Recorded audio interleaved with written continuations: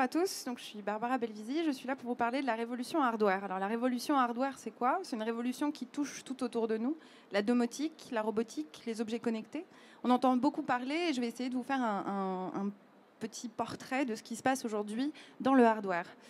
Rapidement, donc, je suis Barbara Belvisi, je suis la cofondatrice du Hardware Club et de Elephants Venture. Je suis une passionnée de hardware depuis que je suis toute petite. J'adore les objets connectés, les produits électroniques et je suis une grande fan de science-fiction aussi.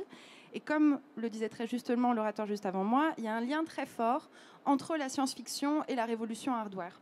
Quand on regarde depuis toujours, en fait, la science-fiction, elle nous a fait rêver au monde de demain. Elle nous a permis d'anticiper, en fait. On ne sait pas tellement si c'est de l'anticipation, si c'est autoprophétique ou pas, mais en tout cas, elle nous a donné des pistes pour construire le monde de demain. Quand on regarde, on peut remonter même jusqu'à Jules Verne, par exemple, qui est assez intéressant, qui est un des plus grands visionnaires qu'on a pu avoir dans la science-fiction, qui a lui-même imaginé la fusée, le sous-marin. Il a envisagé même le premier journal télévision, le journal télé tel qu'il existe aujourd'hui, alors qu'à l'époque, on était en 1850, donc il n'y avait pas tellement de télévision.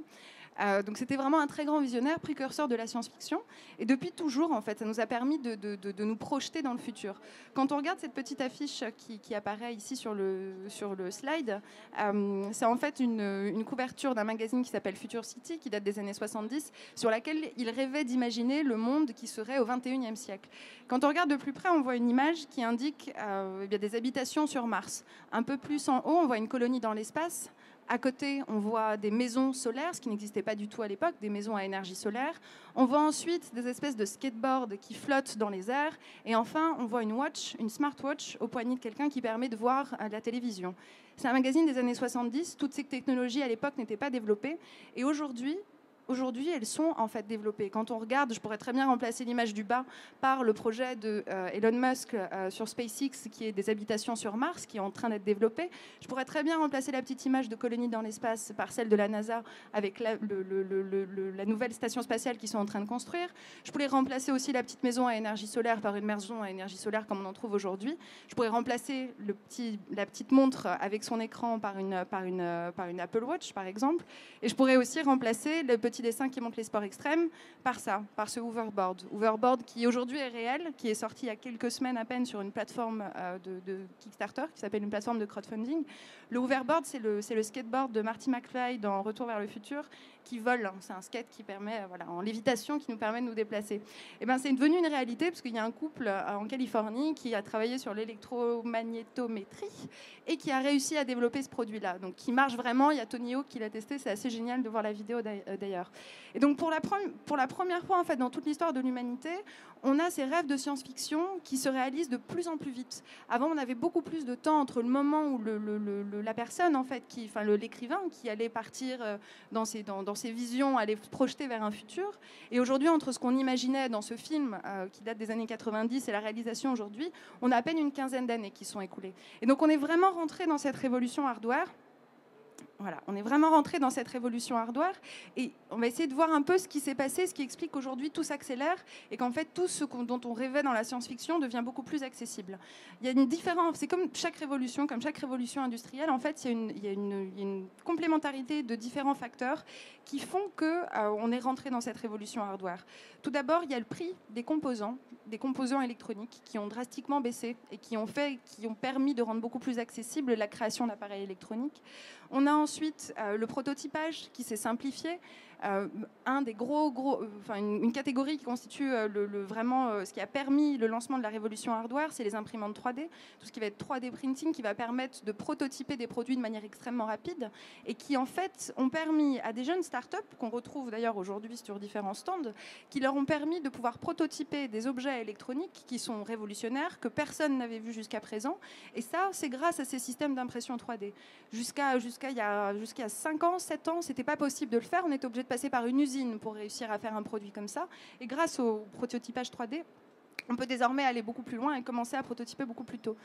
Donc la réduction du prix des composants, le prototypage qui est facilité, Arduino, Arduino et Raspberry Pi. Alors c'est un petit peu du jargon pour ceux qui ne connaissent pas, mais en fait ce sont des cartes électroniques qui permettent très simplement de pouvoir développer des objets et d'utiliser ces processeurs en fait pour pouvoir coder et construire des objets électroniques. Tout ça a été créé en fait dans les années au début des années 2000.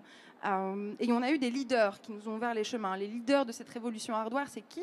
En fait, elle commence vraiment en 2007 avec l'arrivée de l'iPhone. L'arrivée de l'iPhone, ça va permettre énormément de choses. Non seulement il va permettre aussi de baisser le prix des composants électroniques, puisqu'on en vend des milliers dans le monde, et donc forcément, bien, il y a une question d'offre et la demande, et le prix va s'ajuster. Donc on a une baisse drastique, mais en même temps, l'iPhone va faire quelque chose qui révolutionne complètement le monde, c'est-à-dire que pour la première fois dans l'histoire de l'humanité, on va avoir un mini-ordinateur de poche constamment de notre poche, justement.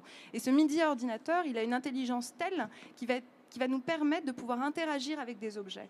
Et donc l'arrivée de l'iPhone en 2007, ajouté avec ça, avec l'Arduino et Raspberry Pi qui arrive à peu près en 2005, plus 2007-2008, on a l'arrivée des 3D printing, des imprimantes 3D, pardon, avec notamment MakerBot.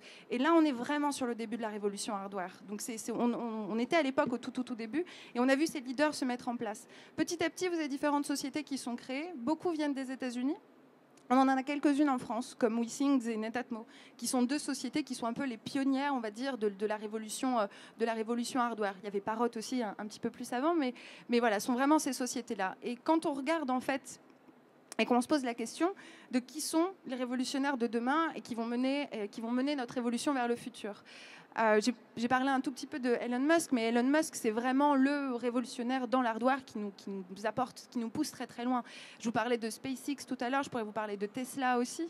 Alors, c'est pas le cofondateur de PayPal, il faut bien savoir, il a racheté la société, il a racheté une société qui s'appelait PayPal, mais il n'en était pas le cofondateur, on lit beaucoup ça dans la presse. Par contre, c'est le cofondateur de Tesla Motors, donc qui construit des voitures électriques et qui a récemment rendu public tous les brevets qu'ils avaient développés pour pouvoir faciliter la construction des voitures électriques.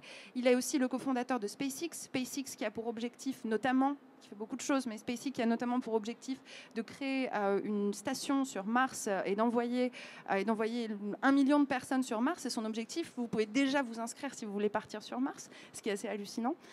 Et ce sont eux qui sont les révolutionnaires hardware de demain et qui vont nous pousser pour aller plus loin encore dans le développement de la technologie et qui réalisent en fait nos rêves de science-fiction les plus fous.